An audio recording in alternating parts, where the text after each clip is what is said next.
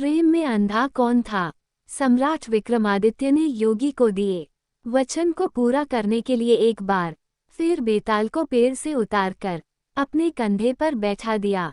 इसके बाद वह योगी के पास चल दिए। रास्ता तय करने के लिए बेताल ने एक नई कहानी शुरू की। बेताल बोला, बहुत समय पहले की बात है। विशाला नाम के राज्य में पद्मनाभ नाम का एक राजा राज किया करता था। उसी के राज्य में एक साहूकार रहता था। उस साहूकार का नाम था अर्थदत्त। अर्थदत्त की एक सुंदर लड़की थी, आनंदमंजरी। आनंदमंजरी जब बड़ी हुई तो साहूकार ने मणिवर्मा नाम के एक धनी साहूकार से उसका विवाह कर दिया। मणिवर्मा आनंदमंजरी को काफी चाहता था, लेकिन आनंदमंजरी मणिवर्मा को बिल्कुल भी पसंद नहीं करती थी। एक दिन मणिवर्मा किसी काम से अपने राज्य से बाहर गया था और आनंदमंजरी अकेली थी, इसलिए वह अपने घर से कुछ दूर टहलने के लिए निकली। तभी रास्ते में आनंदमंजरी ने राजपुरोहित के लड़के कमलाकर को देखा। कमलाकर को देखते ही आनंदमंजरी को उससे प्रेम हो गया। वहीं दूसरी ओर कमलाकर भी आनंदमंजरी को मन ही मन चाहने लगा था। आनंदमंजरी बिना देर किए महल के बाग में जाती है और चंडी देवी को प्रणाम करती है। आनंदमंजरी चंडी देवी से हाथ जोड़ कर प्रार्थना करती है, हे माता, अगर मैं इस जन्म में कमलाकर को नहीं पा सकी तो अगले जन्म में मैं उनकी ही पत्नी बनूं। इतना कहते हुए आनंदमंजरी ने अपना दुपट्टा खींचा और पेड़ पर दुपट्टे से फांसी लगाने की तैयारी करने लगी। तभी राज्य की दासी और आनंदमंजरी की सहेली वहां आ गई। सहेली ने कहा, आनंदमंजरी, तुम ये क्या कर रही हो? इस पर आनंदमंजरी उसे अपनी मन की बात बताती है। ये सुनने के बाद सहेली कहती है, तुम बिल्कुल भी परेशान न हो, जल्द ही मैं कमलाकर से तुम्हारी मुलाकात करा दूंगी। सहेली की यह बात सुनकर आनंदमंजरी रुक गई।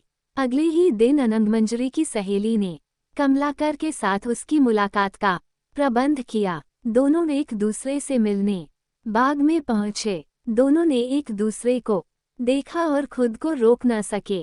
कमलाकर बेताब होकर आनंदमंजरी की ओर दौड़ा। कमलाकर को अपने नजदीक आते देख आनंदमंजरी की धड़कनें तेज होगी और मारे खुशी के उसकी धड़कनें ही रुक गईं। आनंदमंजरी को मरा देख कमलाकर भी बहुत दुखी हुआ, जिससे उसका दिल फट गया और वह भी मर गया। इस बीच मणिवर्मा भी वहां पहुंच गया और अपनी पत्नी को दूसरे आदमी से साथ मृत पड़ा देख बहुत दुखी हुआ। वह आनंदमंजरी को बहुत चाहता था, इसलिए उससे अपनी पत्नी का वियोग सहा नहीं गया और उसने भी प्राण छोड़ दिए। ये सब देख चंडी देवी स्वयं वहां प्रकट हुई और सबको दोबारा जीवित कर दिया। इतना कहकर बेताल बोला, बता विक्रम, इन तीनों में सबसे ज्यादा प्रेम में अंधा कौन था? जब विक्रम कुछ नहीं बोला तो बेताल ने फिर कहा, बता विक्रम, प्रेम में अंधा कौन था? बेताल के बार बार पूछने पर विक्रम ने कहा, सुनो बेताल, सबसे ज्यादा प्रेम में अंधा था मणिवर्मा। वजह यह है कि आनंदमंजरी और कमलाकर अचानक मिले और वह उस खुशी के कारण मरे। वहीं मणिवर्मा ये देखकर शोक में मर गया कि उसकी पत्नी किसी दूसरे से प्रेम करती थी और अपने प्रेम से मिलने की खुशी में मर गई। ये सुनते ही बेताल बोला, हाँ राजन, तुमने बिल्कुल सही जवाब दिया, लेकिन तू बोला तो मैं चला। इतना कहकर बेताल एक बार फिर विक्रम के कंधे से उड़कर पेड़ पर फिर जा लटकता है।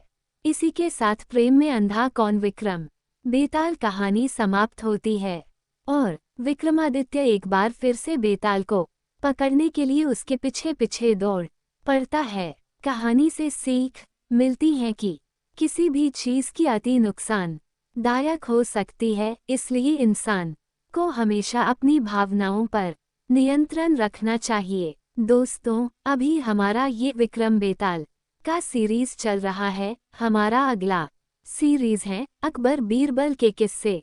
अगर आप हिंदी साहित्य के ऐसे ही ज्ञानवर्धक कहानियों के विषय में जानना चाहते हैं तो हमारे चैनल को सब्सक्राइब करें, बेल आइकन को हिट करें अपने दोस्तों, रिश्तेदारों में शेयर अवश्य करें। और हाँ, जाते जाते एक लाइक करते जाए। मेरे प्यारे दोस्तों, वीडियो पूरा देखने के लिए आपका आभार, शुक्रिया और बहुत बहुत धन्यवाद।